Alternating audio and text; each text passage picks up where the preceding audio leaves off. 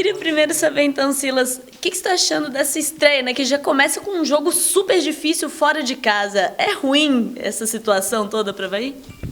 Não, Série B, ela tem essa particularidade de não só o jogo fora de casa, dentro também, todos os jogos são difíceis, mas foi o que eu falei para os atletas, zerou, né?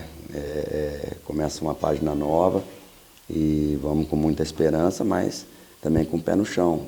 Assim como a gente, o Bahia também é um time em formação, talvez um pouquinho só de vantagem sobre a gente, porque vai estar jogando em casa e porque jogou a final do campeonato estadual. Mas, fora isso, é lá dentro que vai se resolver, então, bora. O time que você pretende utilizar, pelo que a gente viu, Silas, ontem, você utilizou um time com 10 jogadores, né? Mas a única mudança deve ser o Romarinho, a entrada do Romarinho no ataque para a saída do Tatá. O resto é o time que te agradou no jogo com o Bragantino? Provavelmente. Provavelmente vai essa formação.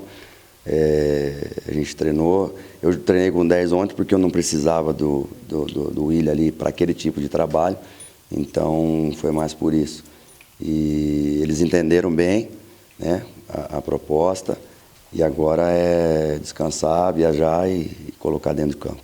Silas, há 8 anos, em maio de 2008, o Avaí estreou naquela Série B do acesso, fora de casa e venceu o jogo por 1-0. Contra o Paraná, lá em Curitiba, o gol do Jeff Silva, exatamente. Dá para apostar numa superstição de novo? Tendo em vista que hoje é uma sexta 13, não? Não tenho, não. Eu não tenho superstição. Acreditar no trabalho, trabalhar muito, porque eu acho que não tem outra forma. E nem cacuete, tique, essas coisas, não tenho nada. Acho que estou livre dessas coisas. Estou ficando velho, e aí ficar velho com tique é a pior coisa que eu acho que tem, né? Porque depois como é que você tira, né? Quando é novo, você tenta tirar.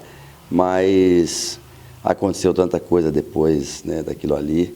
Boas, outras menos boas. E acho que tudo serve de experiência, tanto uma quanto outra. Então, se aproveitar disso e planejando o futuro. Silas, como que o time deve se portar diante do Bahia? O time deve priorizar o contra-ataque, para jogar com 3 atacantes? Como que deve ser a postura? Eu tenho algumas regras que são minhas, né? E que algumas elas fazem parte do futebol também, que é a questão de você entrar no campo do adversário, você jogar. O campo é bom, contra um time bom que joga também. Nós temos jogadores também que sabem jogar. Então, você treina tudo, você só não treina disposição, você não treina atenção, as outras coisas todas você treina. Então, é isso. Alguns jogadores estão deixando o clube e até isso serve de exemplo para os outros. Quando você está num trabalho, você tem que deixar a sua vida ali. E eu estou aqui, meu irmão está aqui, o Alexandre Irineu está aqui, que é o preparador físico, e os demais também, colegas, longe das suas famílias, das suas esposas, dos seus filhos. Então, você não pode... O mínimo que a gente tem que dar para o torcedor é entrar dentro do campo e defender o Avaí como se deve. E depois as outras coisas, elas vão acontecer, vitórias, empates e derrotas, mas o que eu tenho falado para eles vamos entrar em campo de cabeça erguida e vamos sair de campo de cabeça erguida, olhando no olho um do outro, independentemente do que aconteça lá dentro. Porque você está ciente que não... podia ter dado um pouquinho mais. Não. A hora que o juiz apitar, que acabar o jogo, não tem mais nada para fazer. É parte mental, entrar com 11 e sair com 11, isso é fundamental num trabalho vitorioso. E atenção, né, a 1000. Aproveitando que tu falou, Silas, quem está saindo do clube? Agora acho que não é hora, porque a gente tem a viagem, tem o jogo, né, mas alguns atletas já estão treinando separado. Alguns a gente vai liberar, outros a gente vai só emprestar, que é dentro daquele discurso que eu falei, que eu dei para vocês depois do jogo do Inter de Lages.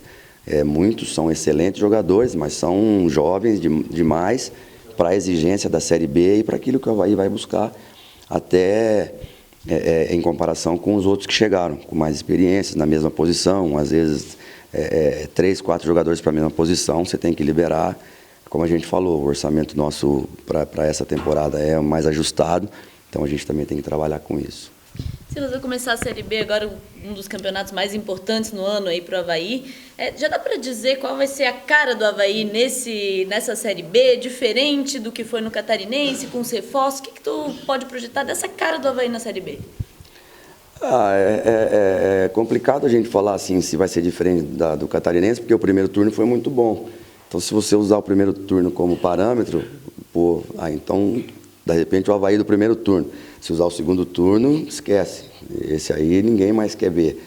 Agora, eu acho que é prematuro para a gente dizer o que o Avaí vai conseguir, sendo que a gente está com o time ainda em formação, jogadores ainda chegando, a gente ainda precisa de duas peças para completar o nosso trabalho. Nem pergunta de posição, porque eu não vou falar, porque você fala posição, meu telefone o dia inteiro começa a tocar, de diretor, tudo. Mas a gente ainda precisa de duas peças, né? Mas aquilo que a gente viu contra o Bragantino, eu acho que deu uma esperança boa para o torcedor e para a gente aqui internamente. Então, acho que a gente vai por partes. Mesmo com as campanhas vitoriosas de acesso, a gente primeiro começou jogando para ficar na divisão, depois para ficar entre os 8 e depois para ficar entre os 4. Então, uma vez que você está entre os 4 com folga, foi o que a gente fez na outra campanha. Aí vamos abrir o time, vamos jogar com um volante só e vamos para cima para tentar ser campeão, tentar coisa desse tipo. Mas hoje é muito cedo, eu acho que pé no chão, o torcedor levou um susto grande, a diretoria levou um susto grande com tudo que aconteceu nesses últimos 2, 3 anos para cá, de descer da Série A, Catarinense com susto. Então eu acho que a gente tem que ir devagarzinho. E agora, o Avaí vai jogar como o Avaí. Tem que ter garra, tem que ter vontade, tem que acreditar sempre, tem, como diz aqui, né, que eu não sei se que o Avaí faz coisa, né, mas o Avaí faz coisa porque se acredita, então eu acho que é por aí. Ô Silas, a gente das rádios às vezes recebe ligações de rádios de outros estados, até para fazer uma avaliação sobre os times que a gente está cobrindo para a Série B e para a Série A. Ontem recebi uma ligação perguntando se o Avaí vai continuar apostando no fator casa, porque os outros adversários sempre falaram que jogar contra o Avaí na ressacada é muito difícil. E a gente sabe daquele retrospecto de 1 ano e meio sem perder na ressacada. Você voltou, 2 vitórias e um empate, ainda não perdeu em casa. É se apoiar nisso também, porque uma Série B, mais importante do que buscar pontos fora, é fazer uma campanha muito boa diante da torcida? O Náutico, quando permaneceu na Série A com o Galo, eles perderam todos os jogos fora de casa e ganharam quase todos dentro de casa. E aí eles permaneceram na Série A. Eu, assim, não creio que essa seja a campanha ideal, porque é muito susto. Ganhar e perder, ganhar e perder, ganhar e perder, cria um pouco de intranquilidade. Agora, todo mundo sabe, eu vim jogar contra o Avaí aqui, com o Grêmio perdi. Quer dizer, é muito complicado jogar aqui. E às vezes você olha um jogador no campo dele, nós jogamos contra um time agora recentemente, e um jogador despontou muito. Eu falei, peraí, vamos ver esse jogador lá na ressacada, contra a gente na nossa casa, que às vezes o jogador some, e acontece mesmo, o jogador sumiu. Então caiu por terra toda qualquer pretensão de repente analisar esse jogador. Então tem isso. Quem? Thiago do Operário? Não.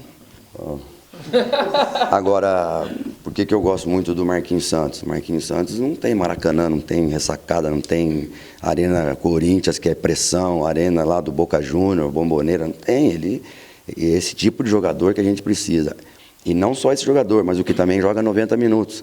Então, quando você vai analisar um jogador, peraí, quantos jogos ele jogou e por quanto tempo? Porque quanto mais jogadores nesse nível, aumenta as nossas possibilidades. Jogador que chuta para gol, jogador que rouba a bola.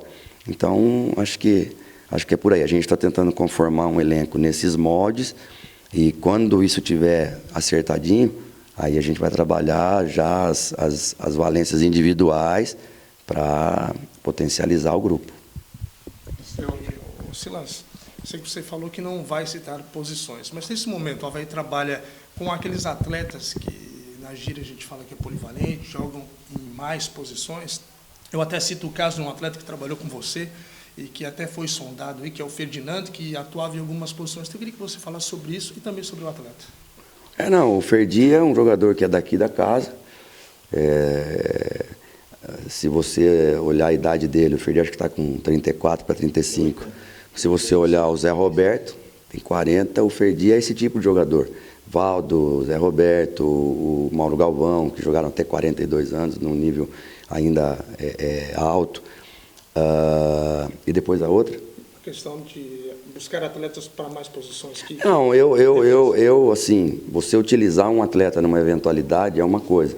Você sempre pergunta, o jogador canhoto, por exemplo, que joga de volante e meia e na ala. Você já jogou alguma vez de lateral esquerdo?